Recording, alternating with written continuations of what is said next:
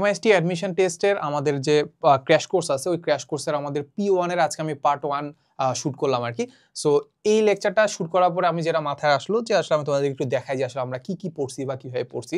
So দেখো আমাদের P1 এর পার্ট 1 এ আমরা ভৌত জগতের পরিমাপ আর যে ভেক্টর যে চ্যাপ্টারটা আছে এটা আমরা কমপ্লিট করছি। এন্ড এটার মধ্যেই দেখতে পাবা যে আমরা শুধুমাত্র ভৌত জগৎ আর ডিপেন্ডেন্ট আমাদের কত ধরনের ম্যাথ করাইছি। খুব সিম্পল কথা, দেখো আমাদের A আর B দুইটা জিনিস দেওয়া আছে, দুইটার মধ্যে আমরা দেখতে পাইছি যে কিছু পরিমাণ ত্রুটি আছে। তারপর S আরেকটা জিনিস আছে যেটা আমাদের A + B, তারপর D হচ্ছে আমাদের 3A - twice B। দেখতে পাচ্ছ একটু ডিফারেন্স কিন্তু আছে। নরমালি এইচএসসি বা অ্যাডমিশনের মতো আসলে কোশ্চেন নাই, একটু ডিফারেন্ট আছে আর কি, ঠিক আছে। সো ওই ক্ষেত্রে আলটিমেটলি আমাদের কি কি ত্রুটি হইতে পারে, এস এর ক্ষেত্রে কেমন ত্রুটি হইতে পারে, ডি এর ক্ষেত্রে কেমন ত্রুটি হইতে পারে সেটা আমরা দেখাইছি। তারপর ওই দেখানোর সাথে সাথে আমরা কিন্তু বলেও দিছি যে এটা আসলে আমাদের থিওরিটা কেমন। এরপরে যদি আমি যাই তাহলে আমাদেরকে একটা ওই যে না জাস্ট নর্মালি থিওরিটিক্যাল যে ম্যাথগুলো আছে না ওইগুলো কিন্তু চলে আসে মাঝে মাঝে। তারপর আমরা যদি দেখি যে আমাদের একটা মানে কাইন্ড অফ হচ্ছে অ্যাপ্লিকেশন, যে আমরা আসলে কোনো একটা জিনিসের একটা মান বের করছি, এরপর বের করার ফলে কতটুকু ত্রুটি হইতে পারে, এটা কাইন্ড অফ একটা সিম্পল প্রবলেম। এরপরে দেখি এরপরে একটা ভালো একটা প্রবলেম আছে। দেখো এই যে ত্রুটির যে যত ধরনের প্রবলেম আছে এই একটা ম্যাথ করে কিন্তু তুমি এখানে সমাধান করে ফেলতে পারবা।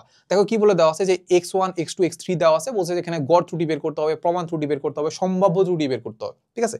এই হচ্ছে কথা। তারপরে আমরা বিগত বছরের কোশ্চেনের সাথে সাথেও আমরা গুরুত্বপূর্ণ কিছু প্রশ্ন যেগুলো আছে ওইটাও কিন্তু আমরা এখানে সলভ করাই দিছি।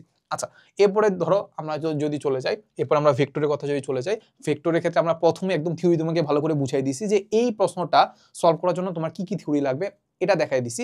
তারপর তোমাকে আমরা ডিরেক্ট আমরা শর্টকাট বা কিছু একটা বলে দিছি যে এই সূত্র অ্যাপ্লাই করলেই মোটামুটি হয়ে যাবে। আচ্ছা, এরপরে দেখো আমরা যদি আরো ম্যাথ দেখাই তোমাকে, এই তো এই যে দেখো। সো এইখানেও দেখো আমাদের বৃষ্টি ছাড়া যে ম্যাথগুলো আছে সবার আগে তোমাকে আমি একদম থিওরি বুঝাই দিছি। থিওরি বুঝাই দেওয়ার পরে তোমাকে আমি বলে দিছি দেখো এই হচ্ছে আমাদের শর্টকাট, এটা তোমার অ্যাপ্লাই করলে মোটামুটি হয়ে যাচ্ছে। সো MIST অ্যাডমিশন টেস্টে আমি চেষ্টা করছি যে তোমাদের খুব একটা হাতে সময় নাই যেহেতু, প্লাস হচ্ছে তোমরা হয়তো বা খুব একটা সময় পাচ্ছ না প্রিপারেশনের জন্য। সো মোটামুটি যতটুকু থিওরি দরকার ওই থিওরি দিয়ে কিভাবে শর্টকাটটা মাথায় রাখবা, এরপর শর্টকাট দিয়ে যাতে একদম সুন্দর করে অ্যাপ্লাই করে ফেললে মোটামুটি মানে আনসার করে আসতে পারবা। সো এটাই আমি চেষ্টা করছি।